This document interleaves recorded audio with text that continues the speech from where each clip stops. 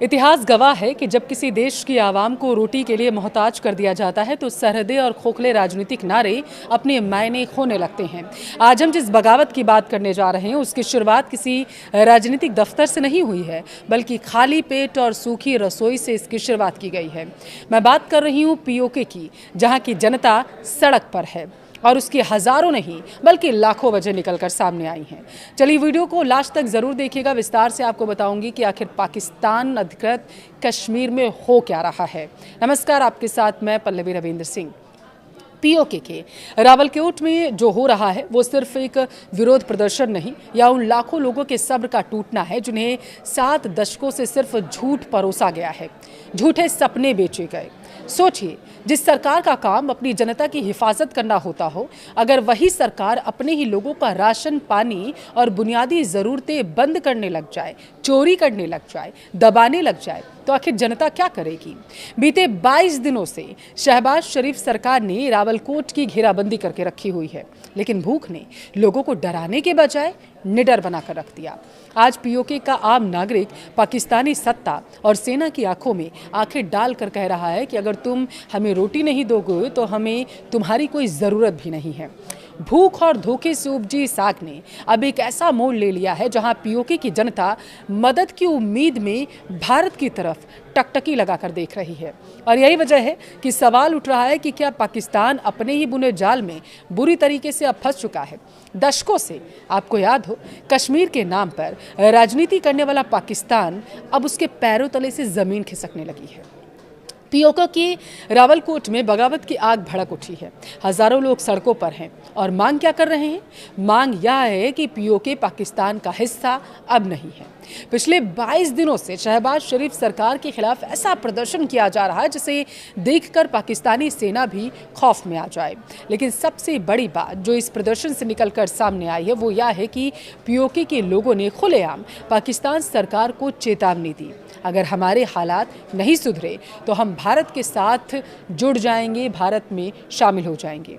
लेकिन आपने कभी सोचा ये नौबत अचानक से आखिर आ क्यों गई? दरअसल पाकिस्तानी अधिकारियों ने रावलकोट और आसपास के इलाकों में खाने पीने की चीज़ों और दूसरी ज़रूरी सप्लाई पर पिछले 2 हफ्ते से बैन लगा रखा है। आटा, दाल, पेट्रोल जैसी बुनियादी ज़रूरतें, इनके लिए लोग तरस रहे हैं, उन्हें दी ही नहीं जा रही हैं। प्रतिबंध लगा दिया पूरी तरीके से। अब देखिए, सरकार को लगा था कि इस नाकेबंदी से लोग डर जाएंगे और प्रदर्शन खत्म हो जाएगा, लेकिन हुआ क्या? बिल्कुल इसके उल्टा।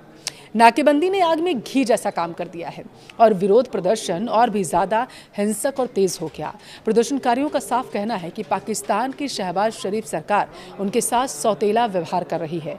जब पाकिस्तान खुद भयंकर आर्थिक संकट से गुजर रहा है तो उसका सारा गुस्सा और सारा बोझ पीओके की आम जनता पर डाला जा रहा है। इस पूरे आंदोलन का चेहरा बनकर उभरे हैं स्थानीय नेता और नागरिक अधिकार कार्यकर्ता सरदार अमन खान। उनके भाषणों ने पीओके की जनता में एक नई जान फूंक दी। अमन खान ने अपने एक हालिया संबोधन में वो बात कह दी जो पाकिस्तान में कहना किसी राजद्रोह से कम नहीं। उन्होंने मंच से गरजते हुए कहा है कि पाकिस्तान के कब्जे वाला कश्मीर पाकिस्तान का हिस्सा नहीं है। हकीकत तो ये है कि पाकिस्तान को इस इलाके की ज़्यादा ज़रूरत है, न कि इस इलाके के लोगों को पाकिस्तान की। ये खान की तरफ से कहा गया। बात सिर्फ सरकार तक सीमित देखिए नहीं रही। पाकिस्तान में जिस सेना के नाम से सरकारी कांपती आई हैं, पीओके के लोगों ने उसे भी अब ठेंगा दिखाना शुरू कर दिया। जो सोशल मीडिया पर वीडियो वायरल हो रहे हैं, लोगों ने खुले तौर पर उसमें ऐलान किया है कि वे पाकिस्तान के मौजूदा army chief general Asim Munir को अपना सेना प्रमुख नहीं मानते। लोगों का साफ कहना है कि वे अपने ऊपर किसी भी तानाशाह को बर्दाश्त नहीं करेंगे।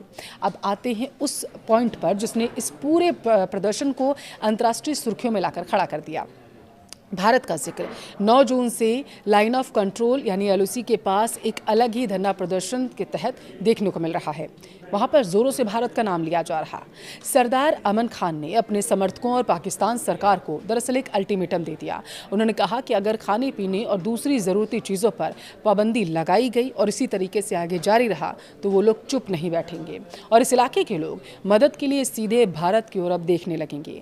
अमन खान ने साफ कहा है कि अगर उन्होंने भारत से मदद मांगी, भारत ने उनकी मदद की, तो इस इलाके के राजनीतिक हालात हमेशा के लिए बदल जाएंगे और इससे इस्लामाबाद पर जो दबाव बनेगा उसे पाकिस्तानी हुक्मरान संभाल भी नहीं पाएगा।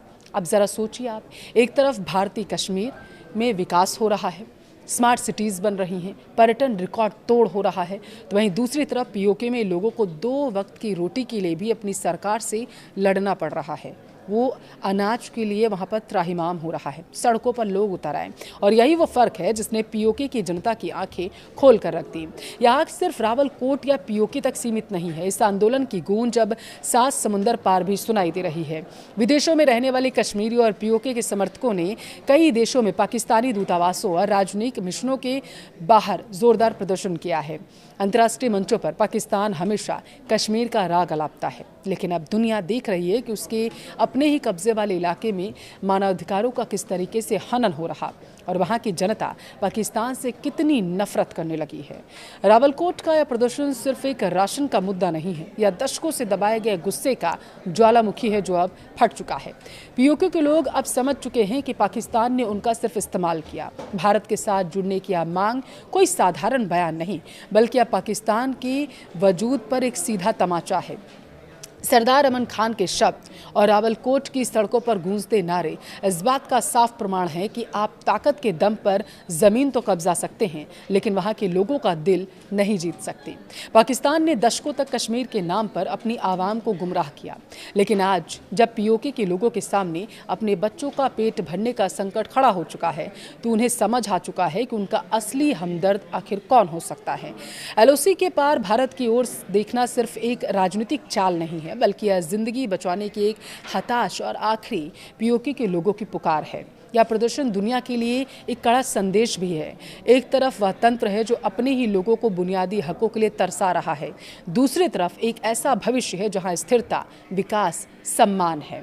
पाकिस्तान के हुक्मरान आज नहीं तो कल इस सच का सामना करने के लिए मजबूर होंगे ही। उन्होंने पीओके को हमेशा के लिए खो दिया है, इसमें कोई दो राय नहीं।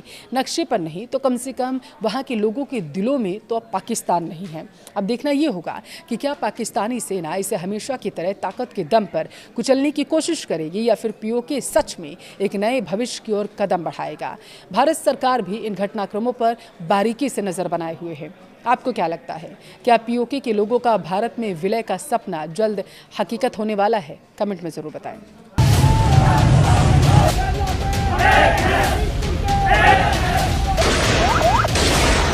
कश्मीर पाकिस्तान का हिस्सा नहीं है, कश्मीर पाकिस्तान की रियासत का हिस्सा